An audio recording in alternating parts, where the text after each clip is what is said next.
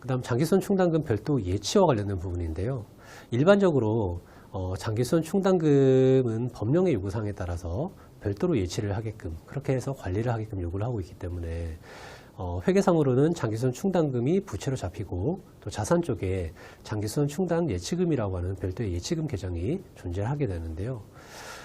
대부분의 경우에는 장기손 충당금과 장기손 충당 예치금이 어느 정도 이제 일치하고 있는 그런 어떤 상황인데, 일부 공동주택에서는 약간의 어떤 오류랄까요? 그런 것들 때문에 장기손 충당금과 장기손 충당 예치금이 불일치하는 경우가 종종 발생하는 것 같습니다. 이와 관련된 내용이고요.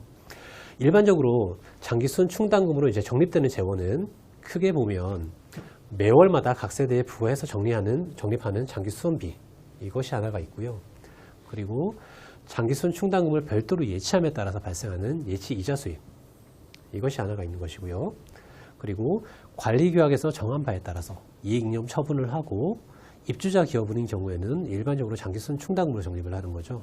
그와 같이 입주자 기여분에 대해서 장기손 충당금을 적립했을 때 이상과 같이 크게 세 가지 항목이 장기손 충당금으로 적립되는 금액, 재원이라고 할 수가 있을 것 같습니다.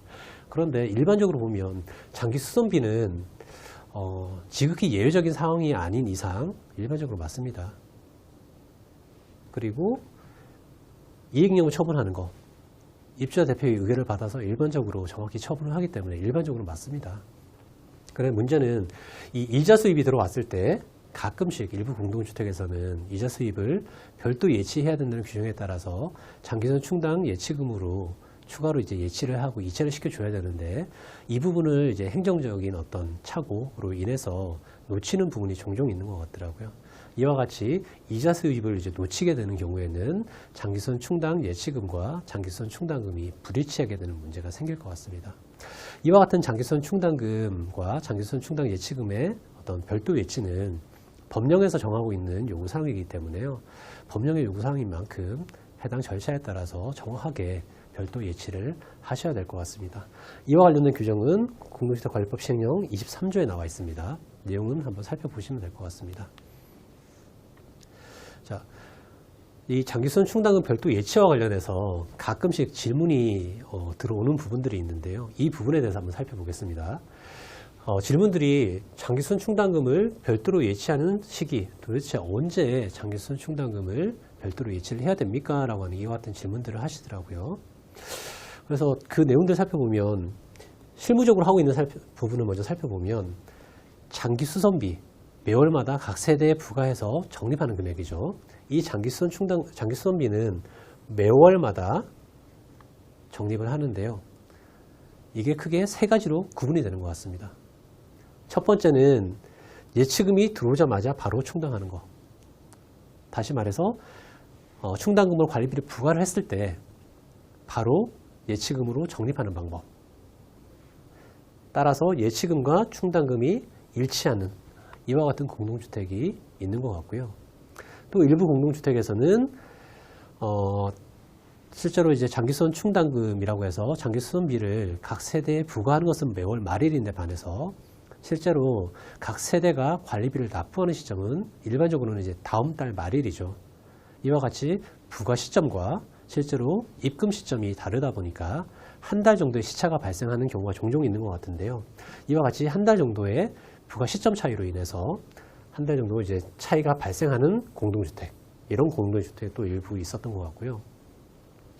또 다른 일부 공동주택은 예치금과 충당금 간에 2개월 차이가 나는 경우가 아주 가끔씩 있었습니다.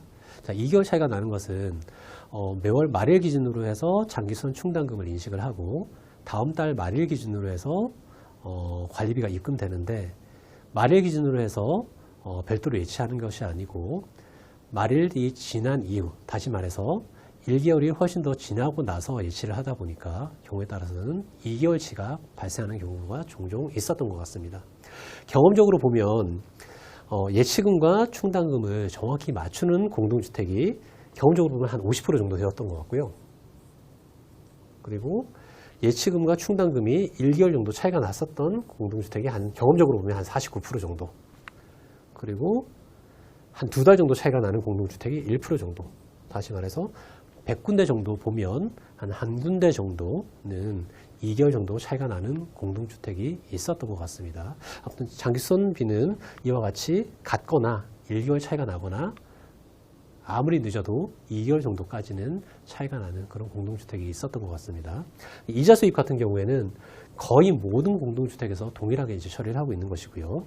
은행으로부터 이자가 입금되면 장기수선 충당 예치금을 증가시키고요.